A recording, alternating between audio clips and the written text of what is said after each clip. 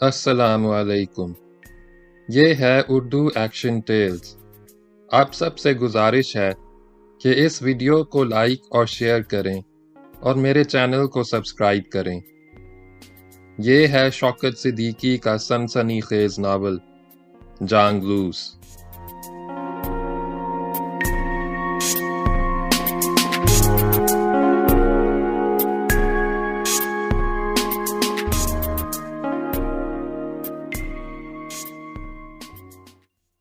باب نمبر 15۔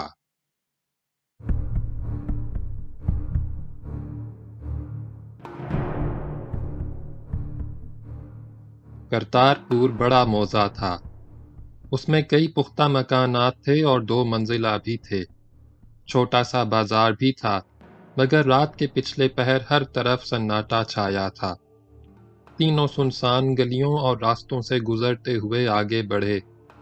کچھ ہی دور گئے ہوں گے کہ قریب کی گلی سے ایک شخص نکلا اور بالکل ان کے سامنے آ گیا۔ اس نے راجو کو ایسی نظروں سے گھورا جیسے پہچاننے کی کوشش کر رہا ہو۔ وہ چپ چاپ آگے بڑھ گیا۔ راجو کے چہرے پر خوف کا سایہ پھیل گیا۔ گھبرائے ہوئے لہجے میں بولی، نورے، یہ زمیندار کا کرندہ فیدو لگتا ہے۔ اس نے مجھے پہچان لیا ہے۔ ابھی جا کر حاجی سے مخبری کرے گا۔ مجھے ڈر لگ رہا ہے۔ نور دین نے اسے تسلی دیتے ہوئے کہا، ابھی تو اندھیرا ہے۔ اس نے تجھے کیسے پہچان لیا؟ اگر پہچان بھی لیا ہے تو پرواہ نہ کر، منصور کے گھر سے وہ تجھے نہیں اٹھوا سکتا۔ تینوں آگے بڑھے۔ منصور کے مکان کے سامنے پہنچے۔ منصور کا مکان تھا تو کچا، مگر کشادہ اور بڑا تھا۔ نور دین نے ہانک لگائی۔ منصور جھٹ دروازہ کھول کر باہر آ گیا۔ وہ جاگ رہا تھا۔ آتے ہی نور دین سے گرم جوشی کے ساتھ بغل گیر ہوا، اور جیسے ہی راجو پر نظر پڑی خوشی سے چیخ پڑا، ارے تو اسے لے آیا؟ اس نے دروازے کے اندر جھانک کر بیوی کو آواز دی، ساجاں دیکھ تو کون آیا ہے؟ اس نے مسکرا کر کہا، سب باہر کیوں کھڑے ہو، اندر آ جاؤ۔ تینوں گھر میں داخل ہوئے۔ راجو کی خالہ زاد بہن ساجاں بھاگتی ہوئی آئی اور راجو سے چمٹ گئی، ہائے تو آ گئی۔ راجو ساجاں کے سینے سے لگ کر رونے لگی۔ ساجاں اس کا بدن ٹٹولتے ہوئے بولی، کتنی دبلی ہو گئی۔ وہ خود دوہرے بدن کی نوجوان عورت تھی، عمر میں راجو سے بڑی، رنگ کھلتا ہوا مگر ناک نقشہ کسی قدر بھدا۔ سب آنگن میں پڑی ہوئی چارپائیوں پر بیٹھ گئے۔ منصور کے دونوں بچے بھی بیدار ہو گئے تھے اور قریب آ کر حیرت سے راجو کو دیکھ رہے تھے۔ راجو بار بار دوپٹے سے آنسو پونچھ رہی تھی۔ اب اجالا خوب پھیل گیا تھا۔ رحیم داد نے اجالے میں راجو کو غور سے دیکھا۔ اس کی عمر 20-21 سال سے زیادہ نہیں تھی۔ چمپئی رنگت تھی، ناک سبک تھی، آنکھیں غزالی تھیں۔ وہ خوش شکل عورت تھی۔ ساجاں کے پہلو میں بیٹھی ہوئی وہ اور زیادہ خوبصورت لگ رہی تھی۔ کچھ دیر بعد منصور اٹھا۔ رحیم داد اور نور دین کو ڈیرے میں لے گیا۔ ڈیرا گھر کے برابر ہی تھا۔ اس میں کھلا صحن تھا۔ صحن کے 2 طرف چھپر کی خمیدہ چھت کا برآمدہ تھا۔ اس کے پیچھے 3 کمرے اور 2 کوٹڑیاں تھیں۔ تینوں ایک کمرے میں چلے گئے۔ کمرے میں کھڑکی تھی اور ایک دروازہ باہر گلی میں کھلتا تھا۔ کمرے میں چارپائی بچھی تھی۔ اس پر صاف ستھرا بستر لگا تھا۔ منصور صحن میں گیا اور ایک چارپائی اور اٹھا کر کمرے میں لے آیا۔ ایک چارپائی پر رحیم داد اور نور دین بیٹھ گئے، دوسری پر منصور بیٹھ گیا۔ منصور نے رحیم داد کے بارے میں پوچھا۔ نور دین کی زبانی جب یہ معلوم ہوا کہ راجو کو حاجی کی قید سے رہائی دلانے میں رحیم داد نے بڑی مدد کی ہے تو منصور بہت خوش ہوا۔ نور دین اسے ایک ایک بات تفصیل سے بتاتا رہا۔ منصور دلچسپی اور انہماک سے سنتا رہا۔ رحیم داد خاموش بیٹھا رہا۔ اب ہلکی ہلکی دھوپ دیواروں کی بلندی پر جھلکنے لگی تھی۔ تھوڑی دیر میں ساجاں پیتل کے تھال میں پراٹھے لے کر آئی۔ اس کے ساتھ کانسی کے گلاسوں میں لبالب بھری ہوئی لسی تھی۔ پراٹھوں پر مکھن کا مٹرو تھا، تلے ہوئے انڈے اور اچار تھے۔ ساجا نے تھال نور دین اور رحیم داد کے سامنے رکھتے ہوئے کہا، تم دونوں ناشتہ کر لو، رات بھر کے بھوکے اور تھکے ہوئے ہو۔ وہ منصور سے مخاطب ہوئی، راجو نے مجھے سب کچھ بتا دیا ہے، انہیں کھانے دے، اتھے راجو کے پاس آ جا، تیری تو اس سے کوئی گل بات ہی نہیں ہوئی، دیکھ تو اس کا کیا حال ہو گیا ہے۔ منصور چپ چاپ بیوی کے ساتھ چلا گیا۔ نور دین اور رحیم داد ناشتہ کرنے لگے۔ ناشتے سے فارغ ہوتے ہی نور دین چلنے کے لیے کھڑا ہو گیا۔ اس وقت تک منصور واپس آ گیا تھا۔ اس نے نور دین کو روکنا چاہا۔ نورے، تو رات بھر کا جاگا ہوا ہے، لمبا سفر بھی کیا ہے، ذرا آرام کر لے، دوپہر کو روٹی ٹکر کھا کر چلا جانا، ایسی چھیتی کے ہے، میری سائیکل لے جا۔ مگر نور دین راضی نہیں ہوا۔ مجھے اب جانے دے، سائیکل دے دے تو فٹافٹ پنڈ پہنچ جاؤں گا۔ رحیم داد بیچ میں بول پڑا، منصور کی سائیکل لے کر نہ جا، میاں داد کو شبہ ہوگا، تو پیدل ہی جا۔ ہاں، یہ ٹھیک رہے گا۔ نور دین نے اتفاق کیا۔ آگے تانگا بھی مل جائے گا، ویسے میں پیدل بھی جا سکتا ہوں، شام تک واپس آ جاؤں گا۔ شام کو واپس نہ آنا، رحیم داد نے منع کیا۔ کیوں خواہ شبہ پیدا کرنا چاہتا ہے؟ 3-4 روز بعد آنا جب معاملہ ذرا دب جائے۔ ابھی تو میاں داد اور حاجی دونوں تجھ پر شبہ کریں گے، تیری نگرانی بھی کریں گے۔ تو دیدار پور حاجی کے پنڈ جا چکا ہے، رستے میں حاجی کا کرندہ فیدو ملا تھا، تجھ پر انہیں شبہ ہونا بھی چاہیے۔ راجو یہاں ہر طرح ٹھیک ہے، آرام سے بھی رہے گی۔ بالکل آرام سے رہے گی، منصور نے رحیم داد کی تائید کی۔ چودھری ٹھیک کہہ رہا ہے، جیسا کہتا ہے ویسا ہی کر، فکر نہ کر، راجو یہاں ہر طرح ٹھیک ٹھاک رہے گی۔ نور دین نے کچھ نہیں کہا، ڈیرے سے نکل کر اپنے گاؤں چک 55 کی جانب روانہ ہو گیا۔ اس کے جانے کے بعد بھی منصور بیٹھا رہا، مگر جلد ہی کھڑا ہو گیا۔ چودھری، تو ساری رات کا جاگا ہوا ہے، تھکا ہوا بھی بہت ہے، اب سو جا، تجھ سے بعد میں گپ شپ رہے گی۔ میری فصلوں کی واڈھی ہونے والی ہے، لاوے آئے ہیں، ان سے واڈھی کے بارے میں بات چیت کرنی ہے۔ رحیم داد بھی یہی چاہتا تھا۔ اس کی آنکھوں میں نیند بھری ہوئی تھی، تھکن سے جسم میں اینٹھن ہو رہی تھی۔ منصور کی باتیں سن کر وہ خاموش رہا۔ منصور باہر چلا گیا۔ رحیم داد نے آنکھوں سے اینک اتاری۔ اینک سے سخت الجھن ہو رہی تھی، سر میں ہلکا ہلکا درد بھی تھا۔ وہ خاموشی سے بستر پر لیٹ گیا اور لیٹتے ہی سو گیا۔ دوپہر کو منصور نے اسے بیدار کیا اور کھانا کھانے کے لیے کہا، مگر رحیم داد کو مطلق بھوک نہیں تھی۔ منصور نے اصرار بھی کیا، وہ کھانا کھانے کے لیے آمادہ نہ ہوا۔ بیدار ہونے کے بعد وہ سویا بھی نہیں، باتیں کرنے لگا۔ منصور کی باتوں سے جلد ہی اسے اندازہ ہو گیا کہ وہ موروثی مزارع ہے۔ اس کے پاس 30 ایکڑ سے اوپر مزروعہ نہری زمین ہے۔ منصور کے ساتھ اس کا منجھلا بھائی خالد بھی رہتا تھا، دونوں مل جل کر کھیتی باڑی کرتے تھے۔ مزارع ہونے کے باوجود منصور کھاتا پیتا کسان تھا۔ اس کا ڈھارا بھی بڑا تھا، اس میں بیلوں کے 2 جوڑیوں کے علاوہ 2 بھینسیں اور 1 گائے بھی تھی۔ اس کا چھوٹا بھائی شاکر کرتار پور ہی میں تھا، مگر علیحدہ رہتا تھا۔ ماں زندہ تھی، کبھی بڑے کے پاس رہتی، کبھی چھوٹے کے پاس، مگر زیادہ وقت شاکر کے پاس گزرتا تھا۔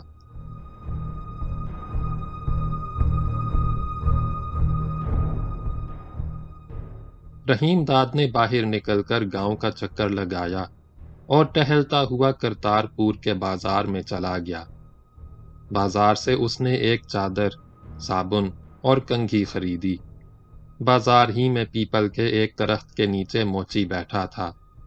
اس کے پاس جوتے کا ایک جوڑا تیار رکھا تھا۔ رحیم داد نے پہن کر دیکھا، اس کے پیروں میں بالکل فٹ تھا۔ وہ ابھی تک مقتول حکیم چشتی کے جوتے پہنے ہوئے تھا۔ جوتے تنگ تھے اور پرانے ہو کر جگہ جگہ سے پھٹنے لگے تھے۔ ویسے بھی وہ حکیم کی کوئی نشانی اپنے پاس رکھنا نہیں چاہتا تھا۔ اس میں سراسر خطرہ تھا۔ اس نے جوتا خرید لیا۔ خریدی ہوئی ساری اشیاء اس نے چادر میں لپیٹ لیں، مگر منصور کے گھر نہیں گیا۔ نہر کی طرف چلا گیا۔ نہر گاؤں سے نصف میل کے فاصلے پر تھی۔ نہر کی جانب جاتے ہوئے اس نے پرانے جوتے گندے پانی کے ایک گڑھے میں ڈال کے نئے جوتے پہن لیے۔ اب اس کے جسم پر حکیم چشتی اور نور الہی کی کوئی نشانی باقی نہیں تھی۔ نہر پر پہنچ کر رحیم داد نے کپڑے اتارے اور صابن سے جسم رگڑ رگڑ کر نہانے لگا۔ گرمی اس روز کچھ بڑھ گئی تھی۔ وہ دیر تک نہر میں نہاتا رہا۔ نہا دھو کر اس نے چادر سے جسم خشک کیا، کپڑے پہنے اور گیلی چادر نہر کے کنارے ایک جھاڑی پر سوکھنے کے لیے پھیلا دی۔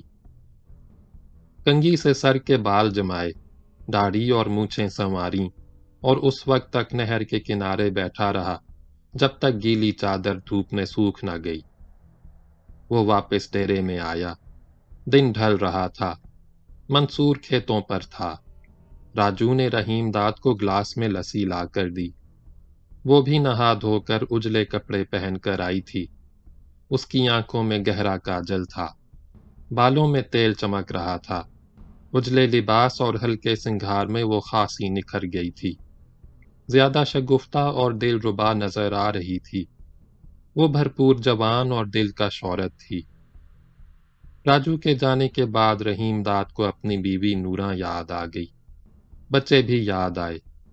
وہ بستر پر لیٹ گیا مگر نیند نہیں آئی۔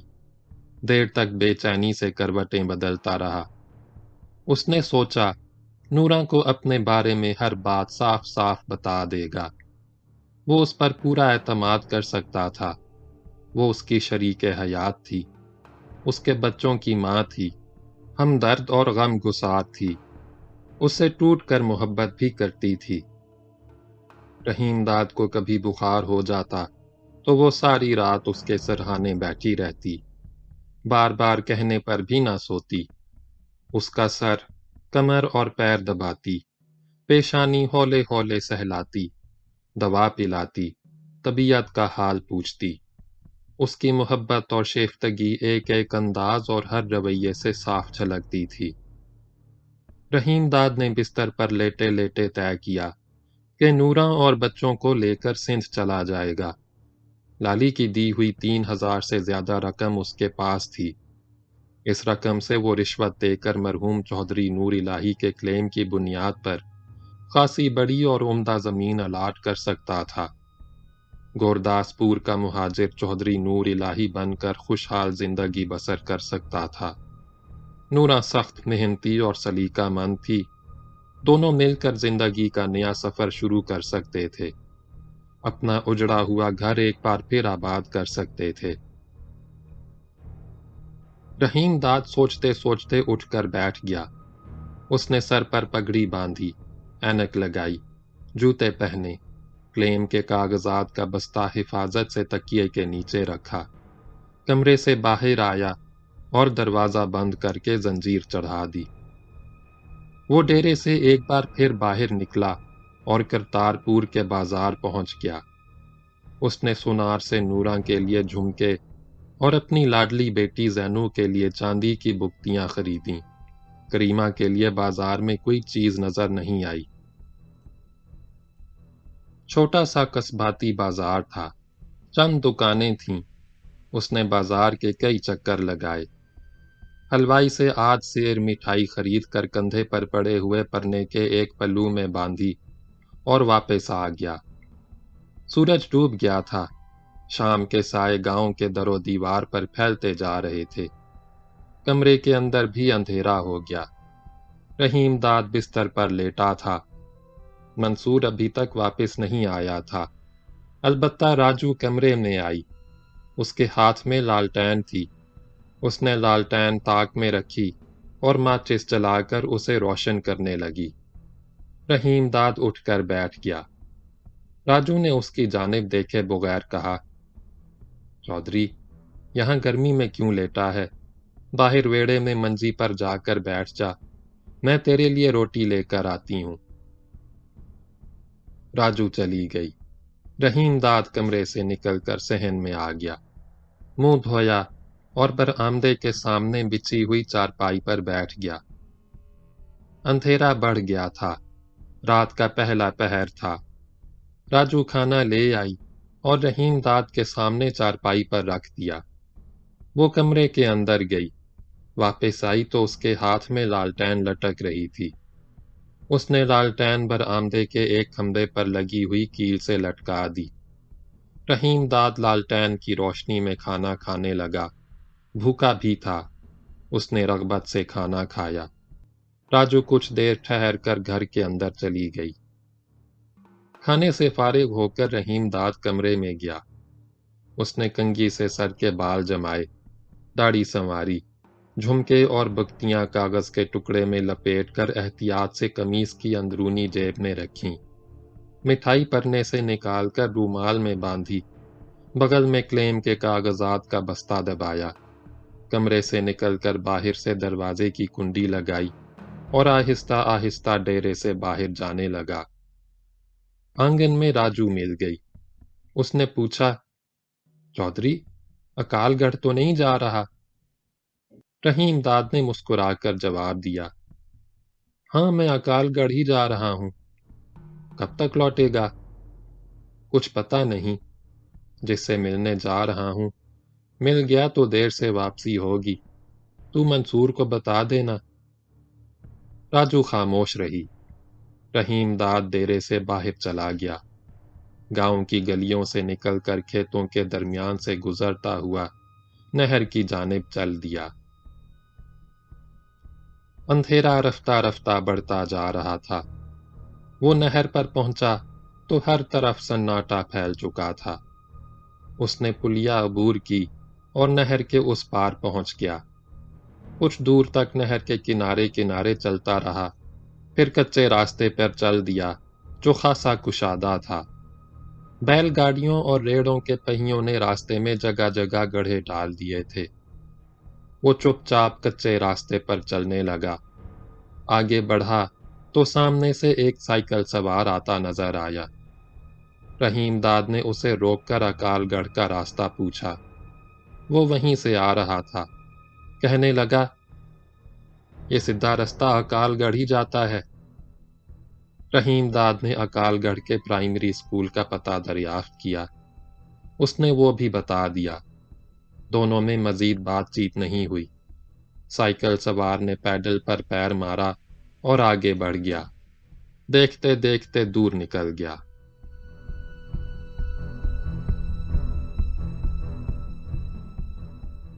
راستہ سنسان تھا، دونوں طرف کھیت تھے۔ کہیں فصلیں تیار کھڑی تھیں، کہیں کٹ چکی تھیں۔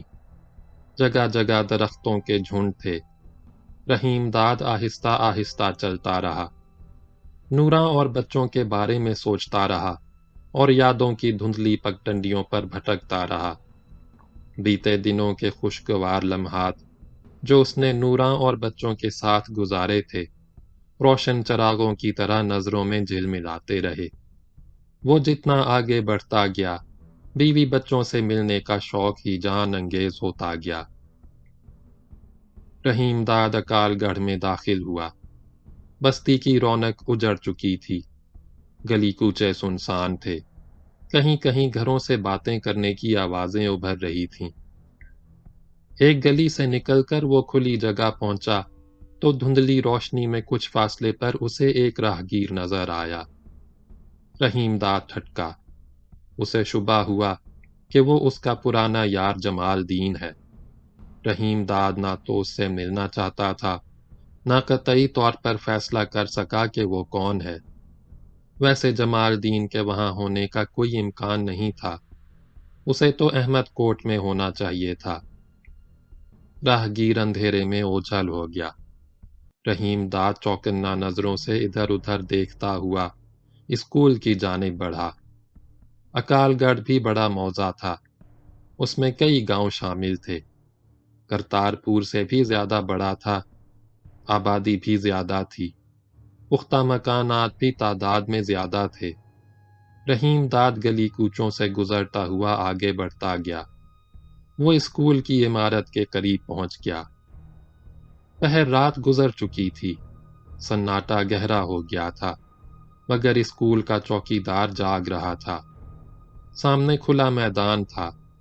چوکیدار اسکول کی عمارت کے باہر چارپائی پر بیٹھا حقہ گڑگڑا رہا تھا۔ وہ ادھیڑ اور دبلا پتلا تھا، بار بار کھانستا اور کھنکار کر اونچی آواز سے بلغم تھوکتا۔ رحیم داد اس کے قریب پہنچا۔ اس نے چونک کر پوچھا، کون ہے؟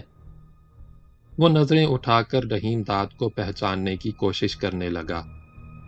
رحیم داد نے نرم لہجے میں جواب دیا، میرا نام چودھری نور الہی ہے۔ اتنی رات گئے ادھر کیسے آنا ہوا؟ رحیم داد ایسے سوالوں کے جواب کے لیے خود کو پہلے ہی سے تیار کر چکا تھا۔ اس نے مسکرا کر کہا، چاچا، تجھ سے یہ پوچھنا تھا، تیرے اسکول میں چنواٹ کے اسکول ماسٹر عبدالشکور کا تبادلہ ہونے والا تھا، وہ آ گیا کہ نہیں؟ اگر آ گیا تو اس کا مکان کون سا ہے؟ رحیم داد کی بات سن کر چوکیدار سوچ میں پڑ گیا۔ ذرا دیر خاموش رہ کر بولا، نہیں جی، اس نام کا اپنے اسکول میں کوئی ماسٹر نہیں، اور نہ ادھر کوئی نیا ماسٹر تبدیل ہو کر آیا ہے۔ تبدیلی کا اگر حکم جاری ہو چکا ہے تو اس کا اپنے کو پتہ نہیں۔ وہ آہستہ آہستہ کھانسنے لگا۔ ذرا قرار آیا تو اس نے بتایا، اس بات کا پتہ تو ہیڈ ماسٹر ہی سے چلے گا، اور وہ یہاں ہے نہیں، پاک پتن گیا ہے، 2-3 روز میں واپسی ہوگی۔ ادھر اس کے کسی شریکے کے گھر میں موت ہو گئی ہے۔ وہ آہستہ آہستہ حقے کے کش لگانے لگا۔ اس کا مطلب یہ ہوا تینوں عبدالشکور کے بارے میں کچھ پتا نہیں؟ ہاں جی، مینوں کچھ پتا نہیں، چوکیدار نے نرمی سے کہا۔ کھڑا کیوں ہے؟ بیٹھ جا، لگتا ہے دور سے چل کر آیا ہے۔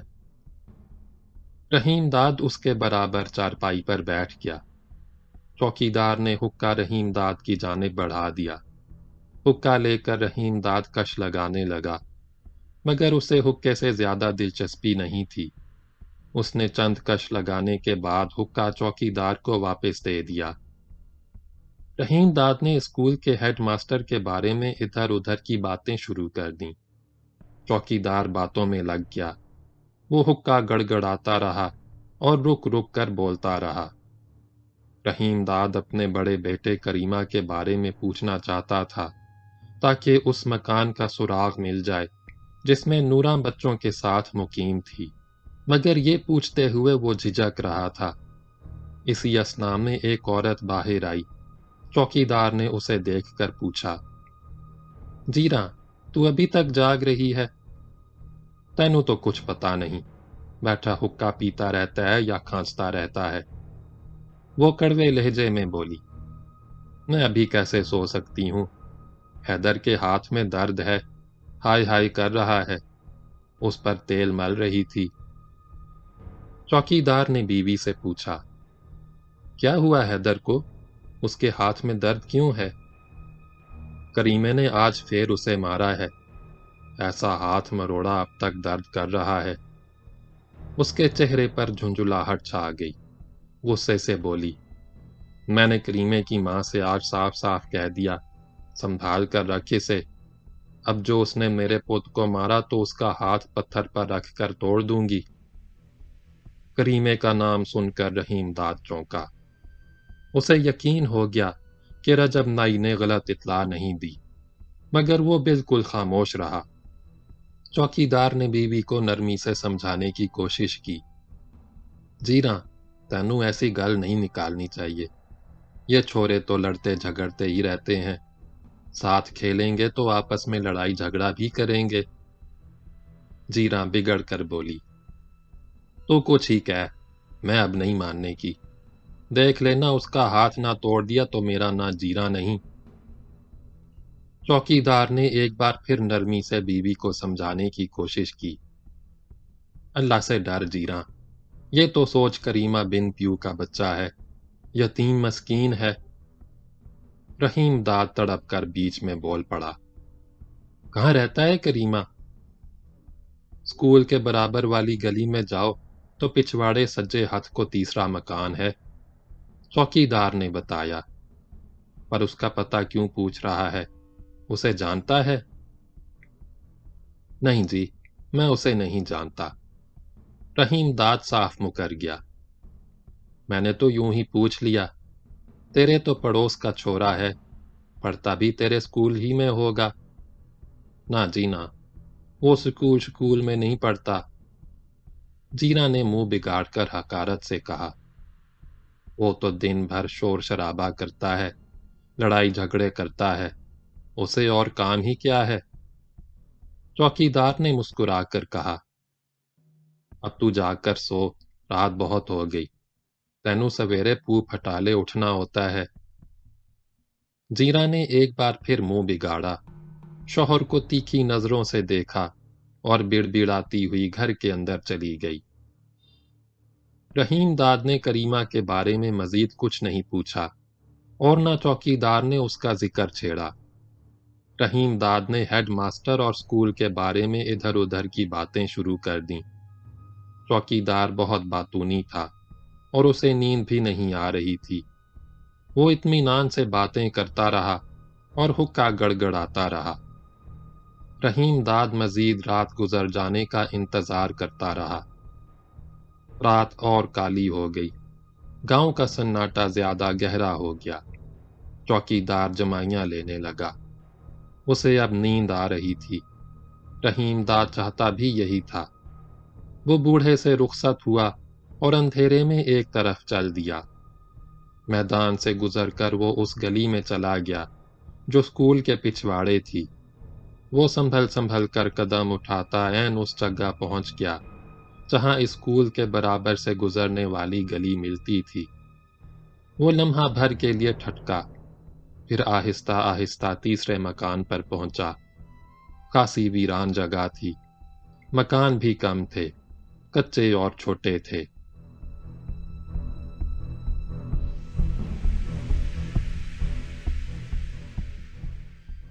रहीम दाद दरवाजे के ऐन सामने खड़ा था। उसने धड़कते दिल से दरवाजे पर हाथ रखकर आहिस्ता से धक्का दिया। दरवाजा अंदर से बंद था। वो चंद लम्हे गुमसुम खड़ा रहा। उसने दरवाजा आहिस्ता आहिस्ता खटखटाया और बेकरारी से कुंडी खुलने का इंतजार करने लगा। उसने सोचा कि दरवाजे का एक पट धीरे से चिरचिराता हुआ खुलेगा। उसकी आड़ से नूरा का खूबसूरत चेहरा नमूदार होगा। वो नींद में डूबी हुई आवाज में पूछेगी, कौन है? वो झट उसके मुंह पर हाथ रख देगा। उसे चिमटा कर हौले से प्यार करेगा। उसके कान के पास मुंह ले जाकर सरगोशी करेगा।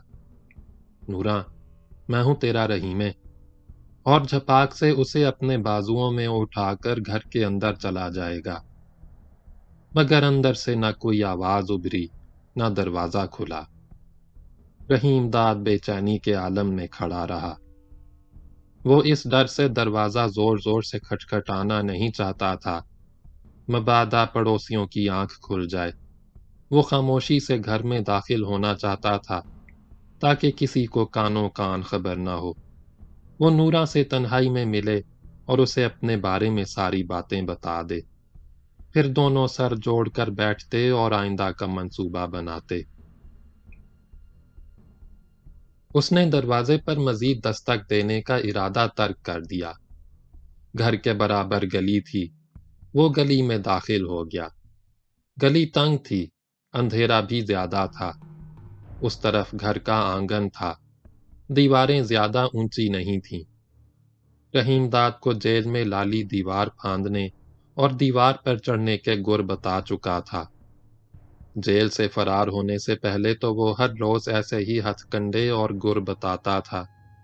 اس نے لالی کے بتائے ہوئے طریقے کے مطابق اچھل کر دیوار کا بالائی حصہ پکڑنے اور اسے پکڑ کر اوپر چڑھنے کی کوشش کی، لیکن کامیاب نہ ہو سکا۔ اس کی دونوں ہتھیلیاں دیوار کی رگڑ سے چھل گئیں۔ وہ گھپ اندھیرے میں کچھ دیر خاموش کھڑا رہا، پھر آگے بڑھا۔ گھر کے آنگن میں شیشم کا درخت تھا۔ درخت کی ایک ڈال دیوار چھوتی ہوئی گلی میں نکل آئی تھی۔ ڈال مضبوط اور خاصی نیچی تھی۔ ایسا محسوس ہوتا تھا کہ گلی کے بچوں نے لٹک لٹک کر اسے نیچے جھکا دیا ہے۔ رحیم داد نے درخت کی جھکی ہوئی شاخ دیکھی اور اس کے نیچے کھڑا ہو گیا۔ اس نے پیروں سے جوتے اتارے اور دیوار کے ساتھ اندھیرے میں اس طرح رکھ دیے کہ صاف نظر نہ آئے۔ کلیم کے کاغذات کا بستہ بھی وہیں رکھ دیا۔ مٹھائی کی پوٹلی دانتوں میں دبائی، گردن اٹھا کر ڈال دیکھی، اچھلا اور دونوں ہاتھوں سے اسے تھام لیا۔ اس نے اپنے پیر دیوار سے ٹکائے اور ڈال کے سہارے کھسکتا ہوا آگے بڑھنے لگا۔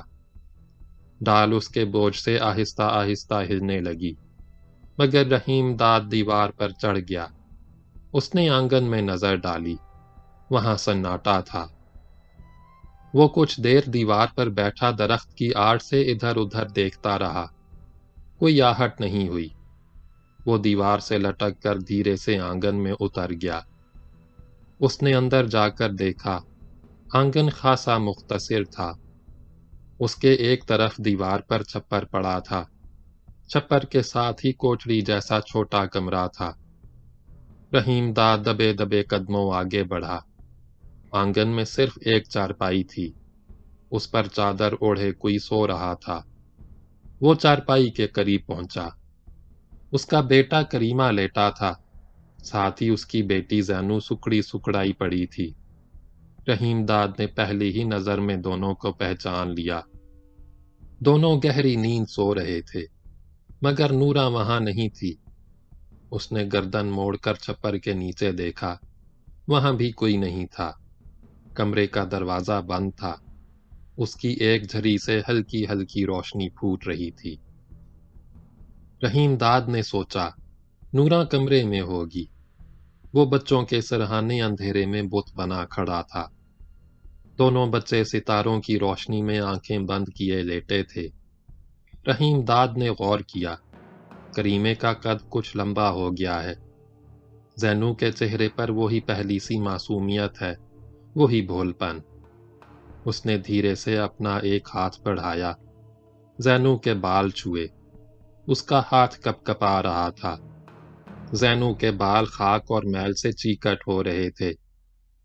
اسے دکھ ہوا کہ نورا نے بچوں پر توجہ دینا چھوڑ دی ہے۔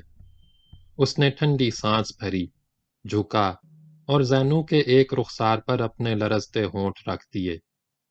وہ بے خبر سوتی رہی۔ اس نے آہستہ سے کریمے کی پیشانی چومی۔ وہ بے چین ہو کر کلبلایا۔ رحیم داد جھٹ چارپائی کے سرہانے دبک کر بیٹھ گیا۔ کریمے نے کروٹ بدلی اور پھر گہری نیند سو گیا۔ رحیم داد چارپائی کی آڑ میں بیٹھا رہا اور گردن اٹھائے حسرت بھری نظروں سے بچوں کو تکتا رہا۔ اسے بے اختیار اپنا چھوٹا بیٹا یاد آ گیا۔ وہ بھی دونوں بچوں کے ساتھ چارپائی پر لیٹا ہوتا، مگر اسے تو سیف اللہ کے بھائیوں نے جلا کر ختم کر دیا تھا۔ اس کی یاد کے ساتھ ہی رحیم داد کا دل بھر آیا۔ آنکھوں سے بے اختیار آنسو ٹپکنے لگے۔ وہ چپ چاپ بیٹھا روتا رہا اور گھر کی بے سر و سامانی دیکھ کر اپنی مجبوری اور بے بسی پر کڑتا رہا۔ رحیم داد نے آنسو پونچھے، اٹھا اور دبے دبے قدموں چلتا ہوا چھپر کے نیچے پہنچ گیا۔ وہ چپ چاپ کھڑا کمرے کا بند دروازہ تکتا رہا۔ اس کے دل کی دھڑکن تیز ہو گئی تھی۔ اس نے قمیض کی اندرونی جیب کے اندر ہاتھ ڈال کر کاغذ میں لپٹے ہوئے جھمکے انگلیوں سے ٹٹولے۔ اسے اچھی طرح معلوم تھا کہ نورا کو جھمکے بہت پسند ہیں۔ اس کے پاس کانوں میں پہننے کے لیے مندرے تھے۔ مگر وہ ہر فصل کی کٹائی کے بعد رحیم داد سے جھمکوں کی فرمائش کرتی۔ وہ اس کے لیے جھمکے نہیں بنوا سکا تھا۔ اس نے سوچا، جھمکے دیکھ کر نورا کا چہرہ پھول کی طرح کھل جائے گا۔ وہ اپنے ہاتھ سے اس کے کانوں میں جھمکے پہنائے گا، اس کا دلکش چہرہ نظر بھر کر دیکھے گا اور بے اختیار اسے گلے لگا لے گا۔ وہ ہانپنے کے سے انداز میں رک رک کر گہری گہری سانسیں بھرنے لگا۔ وہ آہستہ آہستہ کھسکتا ہوا دروازے کے قریب پہنچا۔ دروازے میں خاصی چوڑی جھری تھی۔ اس نے جھری سے ایک آنکھ لگا کر اندر نظر دوڑائی، مگر اندر جھانکتے ہی اسے ایک جھٹکا سا لگا۔ وہ لرز کر رہ گیا۔ اس نے دیکھا کمرے کے اندر چارپائی پر نورا لیٹی ہے۔ اس کے ساتھ کوئی مرد تھا جس کے سینے پر ایک ہاتھ پھیلائے وہ کروٹ کے بل سو رہی تھی۔ مرد کا چہرہ وہ نہیں دیکھ سکا۔ اس کا صرف ماتھا اور سر کے بال نظر آ رہے تھے۔ چہرہ نورا کے بازو کی آڑ میں چھپا ہوا تھا۔ یہ ہولناک منظر وہ زیادہ دیر نہیں دیکھ سکا۔ الگ ہٹ گیا۔ غصے سے اس کا خون کھول رہا تھا۔ وہ ذرا دیر چپ چاپ کھڑا رہا۔ اس نے جھری سے پھر اندر دیکھا۔ اس کا غصہ اور شدید ہو گیا۔ اس نے نظریں ہٹا لیں، جیب میں ہاتھ ڈال کر چاقو نکالا، اسے آہستہ سے کھولا۔ وہ دونوں کو سوتے ہی میں قتل کر دینا چاہتا تھا۔ دل میں یہ ٹھان کر اس نے دروازے کو آہستہ سے دھکا دیا۔ دروازہ چرچراتا ہوا ذرا سا کھل گیا، مگر دروازے کی چرچراہٹ کے ساتھ ہی نورا کی آنکھ کھل گئی۔ اس نے گردن موڑ کر دیکھا۔ رحیم داد دروازے کے بیچوں بیچ کھڑا تھا۔ اس کی آنکھیں خون خوار ہو رہی تھیں، چہرے پر وحشت برس رہی تھی۔ دونوں کی نظریں ملیں۔ نورا نے پہلے تو اسے حیرت سے دیکھا، پھر اس کی آنکھیں خوف سے پھٹ گئیں۔ اس کے منہ سے ہلکی سی چیخ نکلی۔ وہ اٹھ کر بیٹھ گئی۔ رحیم داد جھٹ دروازے کے سامنے سے ہٹ گیا، چھپر سے باہر نکلا۔ قریب ہی گھاس پھوس کا مٹھا تھا اور خاصا بڑا تھا۔ فرار ہونے کی گنجائش نہیں تھی۔ رحیم داد مٹھے کی آڑ میں دبک کر بیٹھ گیا۔ اس نے چاقو مضبوطی سے ہاتھ میں تھام لیا۔ ذرا دیر بعد کوئی دھوتی باندھتا ہوا دروازے سے نکل کر چھپر کے نیچے آ گیا۔ رحیم داد نے حیرت سے آنکھیں پھاڑ کر دیکھا۔ وہ جمال دین تھا۔ ہاں، وہی تھا۔ وہ کمرے کے اندر سے نکلتی ہوئی چراغ کی روشنی میں کھڑا دھوتی باندھ رہا تھا۔ اس کے پیچھے نورا تھی، دروازے کی دہلیز سے ذرا آگے بڑھ کر سہمی ہوئی کھڑی تھی۔ رحیم داد دونوں کو دیکھ رہا تھا۔ جمال دین نے گھبرائی ہوئی نظروں سے ادھر ادھر دیکھ کر کہا، یہاں تو کوئی نہیں، جانے تو کیا دیکھ کر ڈر گئی؟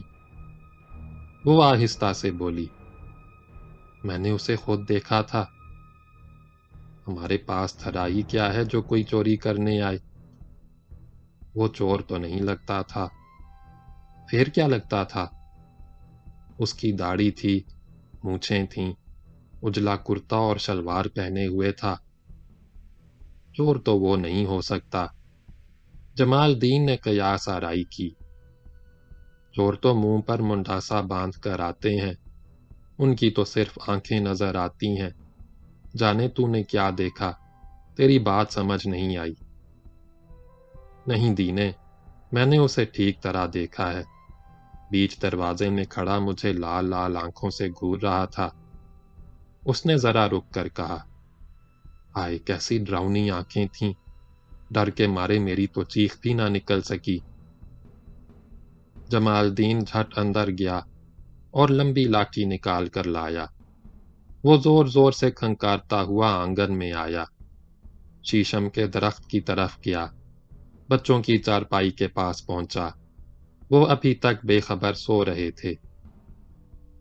جب وہ گھاس پھوس کے ڈھیر کی طرف بڑھا تو رحیم داد سکڑ کر اور دبک گیا۔ اس نے چاقو مضبوطی سے انگلیوں میں بھینچ لیا۔ جمال دین قریب آ گیا۔ جب تک وہاں کھڑا رہا، رحیم دانت سانس روکے رہا۔ جمال الدین چند لمحے ٹھہرا۔ اسے جمال الدین کے صرف پیر نظر آ رہے تھے۔ جمال الدین مڑا اور بیرونی دروازے کی جانب بڑھا۔ قریب جا کر اس نے دروازہ کھولا اور گھر سے باہر چلا گیا۔ نورا چھپر کے نیچے دھندلی روشنی میں تنہا کھڑی تھی۔ رحیم دانت دکھ اور نفرت کے ملے جلے احساسات کے ساتھ ٹک ٹکی باندھے اسے تکتا رہا۔ وہ گردن اٹھائے دروازے کی جانب دیکھ رہی تھی۔ اسے جمال الدین کا بے چینی سے انتظار تھا۔ اس کی خوشنما لمبی گردن میں اس وقت بھی وہی خم تھا جسے دیکھ کر وہ وارفتہ ہو جاتا تھا۔ اس کے لمبے چمکیلے بال پیٹھ پر بکھرے ہوئے تھے۔ اس کے چہرے کا نصف حصہ روشنی میں تھا جو خوبصورت بھی تھا اور دل آویز بھی۔ اس کے ہونٹ ذرا سے کھلے تھے اور ہولے ہولے کپ کپا رہے تھے۔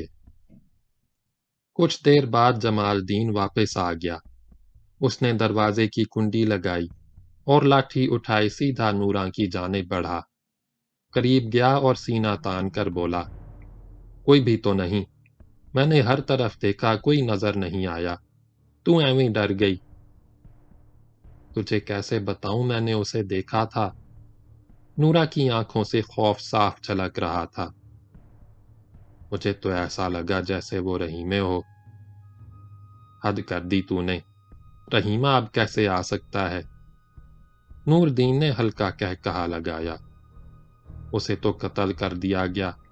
تجھے کتنی بار بتاؤں، میں احمد کوٹ میں سیف اللہ کے چھوٹے بھائی بلے سے خود ملا تھا۔ بلے نے اپنی آنکھوں سے رحیمے کی لاش دیکھی تھی۔ جیل کی وردی اس کے بدن پر تھی۔ اس نے اپنی لاٹھی دیوار سے ٹکا دی۔ اب تو رحیمے کی لاش بھی دفن کر دی گئی۔ وہ قبر سے اٹھ کر تو یہاں آنے سے رہا۔ وہ ایک بار پھر بے نیازی سے ہنسا۔ تو نے سفنا دیکھا ہوگا۔ میں تجھے کیسے بتاؤں؟ نورا نے دروازے کی دہلیز کی جانب اشارہ کیا۔ وہ اس جگہ آنکھیں نکالے مجھے گھور رہا تھا۔ وہ چند لمحے خاموش کھڑی سوچتی رہی، پھر بڑبڑانے کے سے انداز میں دھیرے دھیرے بولنے لگی۔ رحیمے کے داڑھی نہیں تھی، پر لگتا وہی تھا۔ اس کا بھوت آیا ہوگا۔ جمال الدین نے مسکراتے ہوئے کہا، لگتا ہے تو اسے بھولی نہیں۔ نورا نے کچھ نہیں کہا۔ جمال الدین نے اسے خاموش پا کر چھیڑنے کی کوشش کی۔ لگتا ہے ابھی تک اسی کے چکر میں رہتی ہے، یاد تو آتا ہوگا۔ یاد تو آتا ہے، وہ آہستہ سے بولی۔ 7 برس اس کا ساتھ رہا ہے۔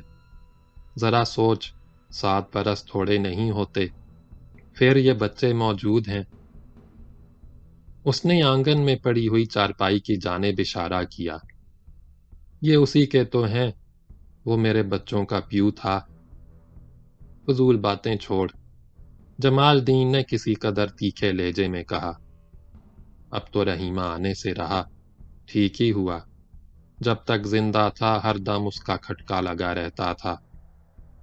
وہ انگلی سے سر کے بال کو ریدنے لگا۔ میں نے اپنی مسجد کے ملا سے بات کی تھی، کہتا تھا عدت کے 4 مہینے 10 دن پورے کر لینے دے، اس سے پہلے نکاح حرام ہے۔ عدت ختم ہونے کے بعد تیرا نکاح پڑھا دوں گا، پھر تو ہمیشہ ہمیشہ کے لیے میری ہو جائے گی، نہ کسی کا ڈر نہ کسی کا خوف۔ یہ تو ٹھیک ہے، پر تو کوئی ٹھیک ٹھاک دھندا تو کر۔ نورا نے بجھے ہوئے لہجے میں کہا، دیکھ تو گھر کی کیا حالت ہو رہی ہے۔ کر لوں گا، اب تو ضرور کوئی ٹھیک سا دھندا کرنا پڑے گا۔ ہمیشہ ایسی ہی باتیں کرتا ہے، نورا نے گلہ کیا۔ تیری انہی باتوں میں آ کر میں نے اپنا کھانا خراب کر دیا۔ کرما بھری بیکار میں اپنا مغز خراب نہ کر۔ جمال الدین نے نرم لہجے میں اسے منانے کی کوشش کی۔ پرواہ نہ کر، سب ٹھیک ہو جائے گا۔ ایسا کر، احمد کوٹ والی زمین واپس لینے کی کوشش کر۔ اب تو سیف اللہ کے بھائیوں کا غصہ ختم ہو گیا ہوگا۔ رحیمیں بھی نہیں رہا جس سے ان کی دشمنی تھی۔ اب انہیں ہم سے کیا لینا؟ انہوں نے تو زبردستی ہماری زمین دبا رکھی ہے۔ کہتی تو ٹھیک ہے، جمال الدین نے اتفاق کیا۔ میں تجھے اور دونوں بچوں کو احمد کوٹ لے جاؤں گا۔ تو سیف اللہ کی ماں کے پاس جانا، اس کے سامنے رونا پیٹنا۔ سنا ہے غصہ تو اس کا تیز ہے پر دل کی بری نہیں۔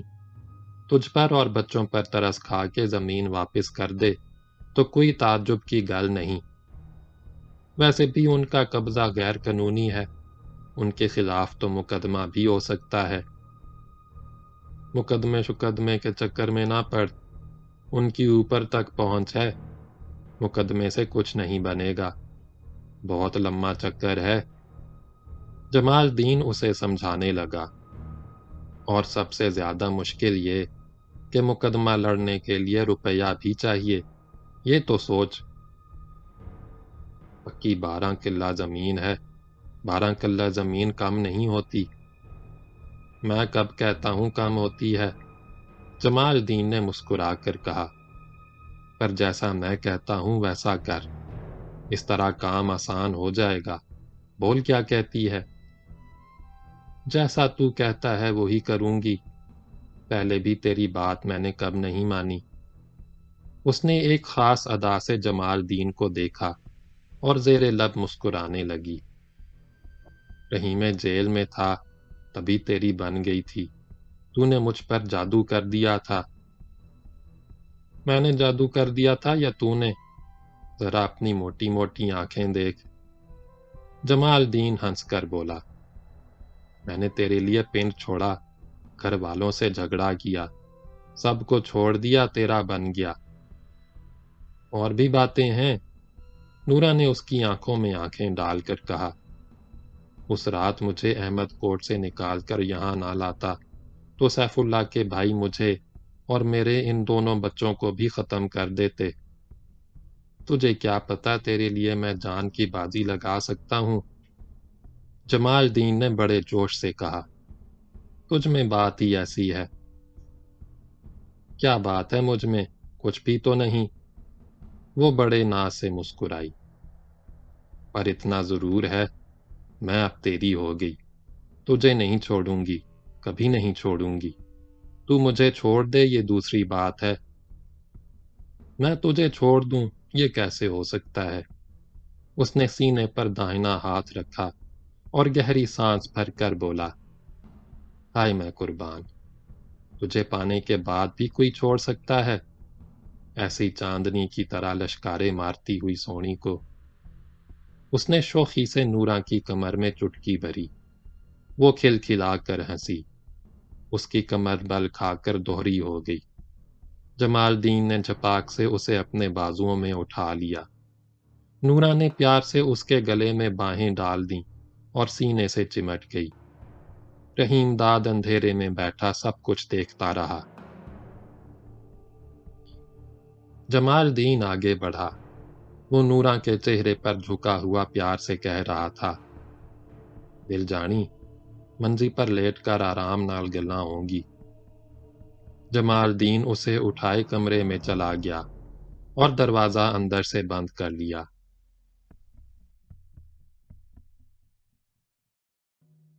نورا کمرے کے اندر تھی، اس کے بچے آنگن میں کھلے آسمان کے نیچے چارپائی پر بے خبر سو رہے تھے، اور رحیم داد گھاس کے ڈھیر کی آڑ میں دبکا بیٹھا تھا۔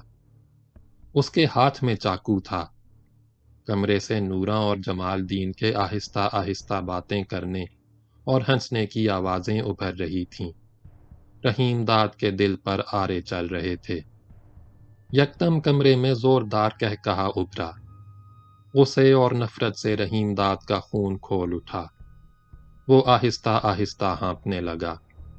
اس نے چاقو مضبوطی سے تھام لیا اور اٹھ کر کھڑا ہو گیا۔ وہ چاقو ہاتھ میں سنبھالے دھیرے دھیرے چھپر کی جانب بڑھا۔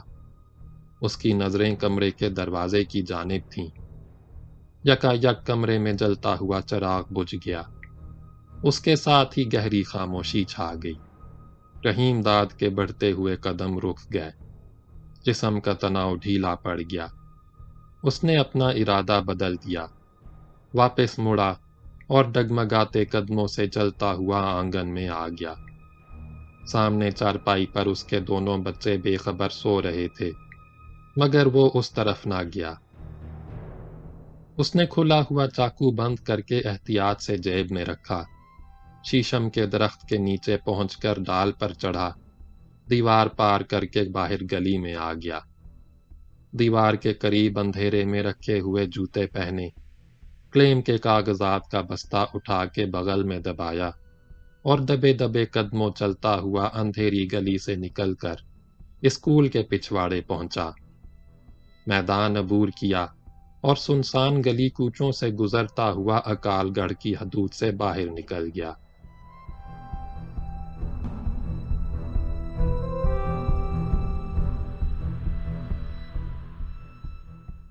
رحیم داد دل گرفتہ اور نٹھال تھا۔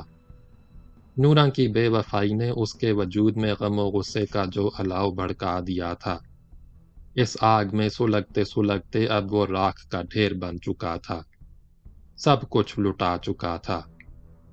رات دم بخود کھڑی تھی، ہوا درختوں میں سسکیاں بھر رہی تھی، رحیم داد کی آنکھوں سے آنسو رواں تھے۔ وہ اپنے ماضی کا لاشا اٹھائے بوجھل قدموں سے چلتا ہوا آگے بڑھتا رہا۔ آگے جا کے اس نے نہر کی پلیا عبور کی، سامنے کرتارپور کی بستی اندھیرے میں لپٹی اونگ رہی تھی۔ اس نے نظر بھر کر اس طرف دیکھا، جھٹکا اور دوسری طرف مڑ گیا۔ کرتارپور نہ گیا، اب اسے کرتارپور سے کوئی دلچسپی نہ تھی۔ اکال گڑھ جانے سے پہلے اس نے بیوی بچوں کے ساتھ ایک نئی زندگی بسر کرنے کے جو منصوبے باندھے تھے، سب ملیا میٹ ہو چکے تھے۔ اس کے ذہن پر ابھی تک نوراں اور جمال دین بھیانک خواب بن کر چھائے ہوئے تھے۔ اس نے اندرونی جیب سے کاغذ میں لپٹے ہوئے جھمکے نکالے، ان پر نظریں جمائے دیکھتا رہا۔ دیکھتے دیکھتے اس کی آنکھیں غصے سے دہکنے لگیں، چہرے پر وحشت برسنے لگی۔ اس نے جھمکے نہر میں پھینک دیے، پرنا کھول کر مٹھائی نکالی اور اسے بھی حقارت سے پھینک دیا۔ وہ نوراں اور بچوں سے اب کوئی رشتہ کوئی واسطہ رکھنا نہ چاہتا تھا۔ وہ نہر کے کنارے کنارے چلتا رہا۔ رات تاریک اور بوجھل تھی۔ رحیم داد تھکن اور ذہنی کرب سے نڈھال تھا، دل ڈوب رہا تھا۔ آگے جانے کی سکت رفتہ رفتہ کم ہو رہی تھی۔ کھیتوں کا سلسلہ کب کا ختم ہو چکا تھا۔ نہر سے ہٹ کر جھنگر تھا، ویران اور جنگلی جھاڑیوں سے بھرا ہوا۔ وہ جھنگر میں داخل ہوا، لیکن زیادہ دور نہ گیا۔ مٹی کے ایک تودے کے قریب بے حال ہو کر بیٹھ گیا اور گہری گہری سانسیں بھرنے لگا۔ رات اس نے جھنگر میں بسر کی، تاروں کی چھاؤں میں اٹھا، نہر پر جا کے منہ ہاتھ دھویا۔ نسیم سحر کے نرم نرم جھونکوں میں فرحت اور تازگی تھی، زندگی کی ہلچل تھی۔ سورج طلوع ہو رہا تھا، ہلکی ہلکی دھوپ میں ریت کے ذرے جگمگا رہے تھے۔ رحیم داد راہگیروں کی نظروں سے بچتا بچاتا ویران اور سنسان راستوں سے گزرتا ڈھولا امیر خاں کی جانب گامزن تھا۔ دھوپ کی تمازت میں برابر اضافہ ہو رہا تھا۔ اس کی پیشانی پر پسینے کے قطرے جھلملا رہے تھے۔ جمال دین خطرہ بن کے اس کے سر پر منڈلا رہا تھا۔ اسی کے خوف سے رحیم داد نے کرتارپور کو خیر باد کہا تھا۔ وہاں سے چلتے وقت اسے ایک ہی محفوظ ٹھکانہ نظر آیا تھا، اور وہ تھا ڈھولا امیر خان۔ وہاں اس کی چھوٹی بہن بیگمہ کا گھر تھا۔ ماں باپ بہت پہلے مر چکے تھے۔ بیگمہ کے سوا رحیم داد کی کوئی بہن تھی نہ بھائی۔ بیگمہ کی شادی چچا زاد بھائی مولا داد سے ہوئی تھی۔ رحیم داد کا چچا ابھی زندہ تھا۔ وہ ڈھولا امیر خان میں رہتا تھا، خاصا کھاتا پیتا زمیندار تھا۔ اس کے پاس 40 ایکڑ سے اوپر نہری زمین تھی۔ اس پر وہ اپنے 2 بیٹوں کے ساتھ کاشت کرتا تھا۔ بیگمہ کی شادی کے کچھ ہی عرصے بعد چچا سے رحیم داد کے تعلقات خراب ہو گئے۔ سبب یہ تھا کہ بیگمہ کی شادی کے وقت رحیم داد کنوارا تھا۔ جب رحیم داد کی شادی کا سلسلہ چھڑا تو چچا نے چاہا کہ رحیم داد کا بیاہ اس کی منجلی بیٹی بیدی سے ہو جائے، مگر رحیم داد وٹے سٹے کی شادی پر رضامند نہیں ہوا۔ اس نے نورا سے بیاہ کر لیا۔ نورا پر وہ بہت پہلے سے فریفتہ تھا۔ یہ بات بیگمہ کو معلوم تھی اور مولا داد کو بھی۔ چچا اس قدر ناراض ہوا کہ نہ تو شادی میں خود شریک ہوا، نہ بیٹے اور بہو کو شریک ہونے دیا۔ تعلقات اس قدر کشیدہ ہو گئے کہ شادی کے بعد بیگمہ اور اس کی سسرال سے کوئی بھی رحیم داد کے گھر نہیں آیا۔ رحیم داد بھی نہیں گیا۔ سال ہا سال گزر گئے، مگر جن دنوں رحیم داد منٹگمری جیل میں تھا، ایک روز بیگمہ سسر اور شوہر سے چھپ کر اس سے ملنے آئی۔ اسے دیکھ کر پھوٹ پھوٹ کے روئی۔ وہ بے قرار ہو کے سلاخوں سے سر ٹکراتی تھی اور تڑپ کر کہتی تھی، ہائے ویر، تو نے یہ کیا کر لیا؟ رحیم داد اسے تسلی دیتے دیتے خود بھی رونے لگتا۔ اسے اچھی طرح معلوم تھا کہ بیگمہ اس سے ٹوٹ کر محبت کرتی ہے، لیکن بیگمہ اس سے ملنے دوبارہ جیل نہیں آئی، آنے کا موقع ہی نہیں ملا ہوگا۔ رحیم داد کو یقین تھا کہ اس کے مرنے کی خبر سن کر بیگمہ احمد کوٹ ضرور پہنچی ہوگی اور اب تک اسے یاد کر کے آنسو بہاتی ہوگی۔ وہ اگر اس کے پاس پہنچ جائے تو وہ بھائی کو زندہ دیکھ کر خوشی سے دیوانی ہو جائے گی، اسے اپنے گھر میں ضرور پناہ دے گی۔ مولا داد بھی نیک اور بھلا مانس تھا، بیوی کو چاہتا بھی بہت تھا، لہذا رحیم داد سے خلوص اور ہمدردی رکھتا۔ خفقی صرف چچا کی تھی۔ شام کا دھندلکا پھیلتا جا رہا تھا۔ رحیم داد خاموش کھڑا سوچ رہا تھا کہ آیا اسے فوراً بیگمہ کے پاس پہنچ جانا چاہیے یا نہیں۔ اس تذبذب کی وجہ اس کا چچا تھا۔ وہ بڑا ضدی اور سخت گیر تھا۔ رحیم داد کو خدشہ تھا کہ اسے دیکھ کر کہیں وہ بھڑک نہ اٹھے، ایسا ہنگامہ نہ برپا کر دے کہ اس کا راز فاش ہو جائے، گاؤں والوں کو پتہ چل جائے کہ وہ کون ہے۔ وہ ایسا کوئی خطرہ ہرگز مول لینا نہیں چاہتا تھا۔ اب وہ رحیم داد کے بجائے چودھری نور الہی کے روپ میں زندہ رہنا چاہتا تھا، جس کے کلیم کے کاغذات کا بستہ وہ نہایت احتیاط سے سنبھالے ہوئے تھا۔ رحیم داد نے بہت سوچ بچار کے بعد طے کیا کہ گھر جانے کے بجائے اسے پہلے کسی نہ کسی طرح بیگمہ سے ملنا چاہیے، اور اس کے مشورے سے ڈھولا امیر خان نے ٹھہرنے کا فیصلہ کرنا چاہیے۔ وہ ہر خطرے سے بچنا چاہتا تھا۔